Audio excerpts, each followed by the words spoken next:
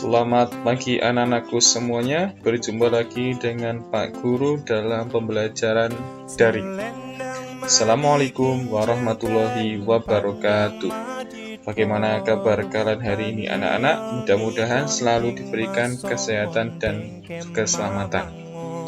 Masih pada tema yang ketiga, tokoh dan penemuan, subtema 1, penemu yang mengubah dunia, dan kali ini kita masuk pada pembelajaran yang keempat. Apa saja materi-materi yang akan kita pelajari pada pembelajaran kali ini? Yang pertama, bahasa Indonesia masih pada teks eksplanasi ilmiah. Yang kedua, PKN, penggunaan hak yang bertanggung jawab.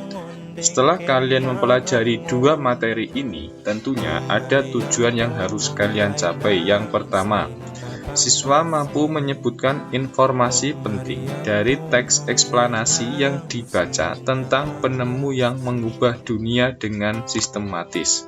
Kedua, siswa mampu mengidentifikasi contoh manfaat hak dan menjelaskan pentingnya bertanggung jawab atas haknya dalam kehidupan sehari-hari dengan benar.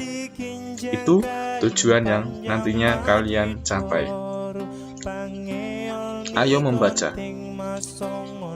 Thomas Alva Edison, sang penemu bola lampu pijar.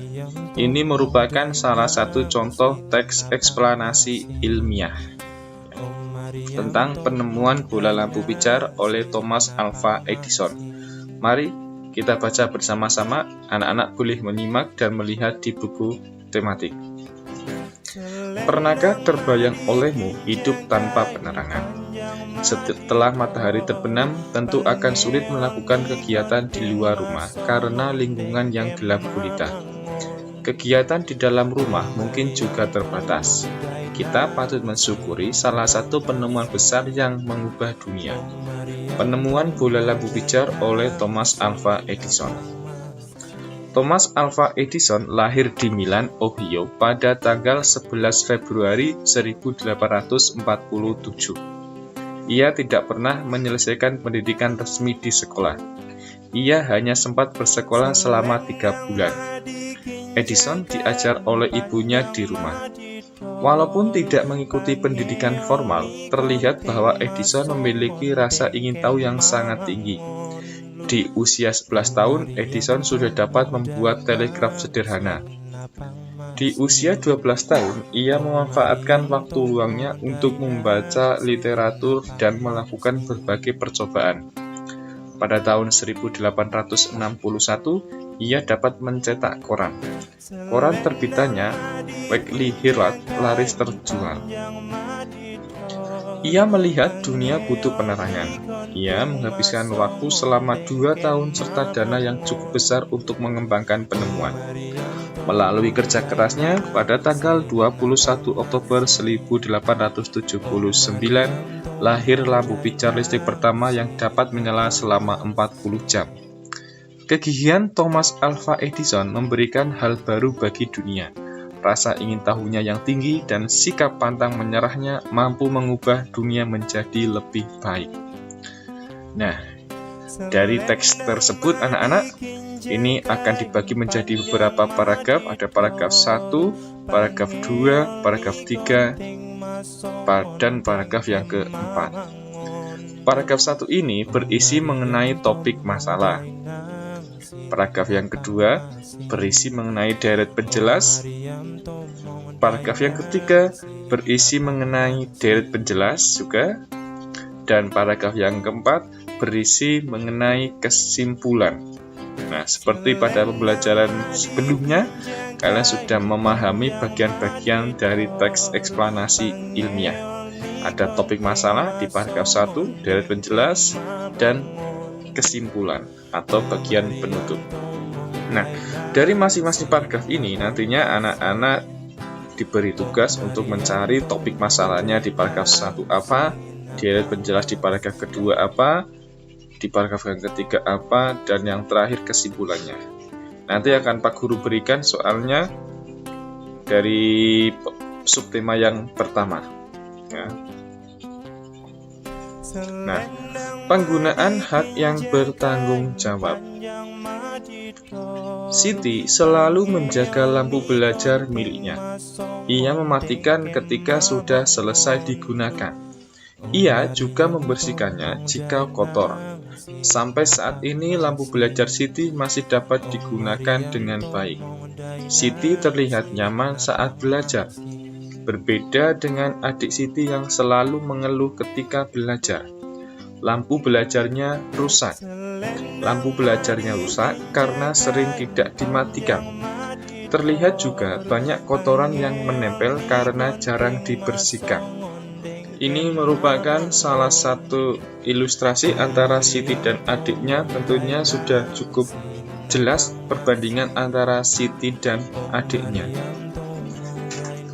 Nah, kemudian ayah berpesan kepada Siti dan adiknya untuk merawat barang-barang mereka. Barang-barang yang dirawat dengan baik tidak mudah rusak. Hal ini membuat barang-barang tersebut dapat dimanfaatkan dalam waktu yang lama. Dari teks tersebut kita bisa menjawab pertanyaan-pertanyaannya. Apakah hak yang didapatkan oleh Siti? Ya, hak menggunakan lampu untuk belajar dengan nyaman. Yang kedua, apakah hak yang didapatkan oleh adik Siti? Hak menggunakan lampu untuk belajar walau sudah rusak dan merasa kurang nyaman. Yang ketiga, apakah Siti telah menggunakan haknya dengan tanggung jawab? Sudah, karena Siti menjaga lampu belajarnya, mematikan dan membersihkan saat kotor. Yang keempat, apakah adik Siti telah menggunakan haknya dengan tanggung jawab? Nah, kalau dari teks tersebut tentunya kalian bisa menjawab, belum, karena adik Siti tidak menjaga lampu belajarnya sehingga cepat rusak dan lupa tidak mematikan dan membersihkannya. Dan yang terakhir, apa manfaatnya ketika kita menggunakan hak kita dengan tanggung jawab? Kita masih bisa menggunakan barang dengan awet dan tidak cepat rusak sehingga nyaman saat digunakan untuk belajar. Orang tua kita telah memberikan hak kepada kita untuk menggunakan barang-barang seperti sepatu, sepeda, dan lain-lain. Tentunya kita harus bertanggung jawab ketika menggunakan barang-barang tersebut. Apa saja anak-anak contoh bentuk tanggung jawab terhadap barang-barang yang kalian gunakan? Yang pertama, menggunakan dengan hati-hati. Ya, gunakan dengan hati-hati ini maksudnya berarti anak-anak harus menjaga supaya tidak mudah cepat rusak dan awet untuk selalu digunakan. Yang kedua, menyimpan ketika sudah digunakan. Ketika sudah menggunakan dengan hati-hati, kalian simpan barang tersebut setelah digunakan. Ambilnya di mana? Dikembalikan di tempat semula. Yang ketiga, merawatnya. Merawatnya ini tentunya merupakan suatu perilaku yang rutin harus kalian lakukan. Entah itu dibersihkan, dibuang kotorannya, ataupun dilapi. Ketika kita bertanggung jawab, maka barang-barang tersebut dapat kita manfaatkan dalam waktu yang lama. Mudah-mudahan barang-barang yang kalian miliki di rumah bisa kalian jaga dengan sebaik mungkin, bisa kalian rawat, karena itu bentuk tanggung jawab dari penggunaan hak. Kalau kalian bisa menjaga barang-barang tersebut, tentunya orang tua akan bangga terhadap kalian. Dan suatu saat apabila kalian ingin memiliki sebuah barang dan meminta kepada orang tua, maka tidak mungkin orang tua tidak akan menuruti. Ya, itu anak-anak yang bisa Pak Guru sampaikan pada pembelajaran yang keempat kali ini. Mudah-mudahan bermanfaat. Sekian dan terima kasih. Pak Guru akhiri. Wabillahi taufiq wal hidayah. Wassalamualaikum warahmatullahi wabarakatuh. Oh Mariam tolong jain hausin apa maksud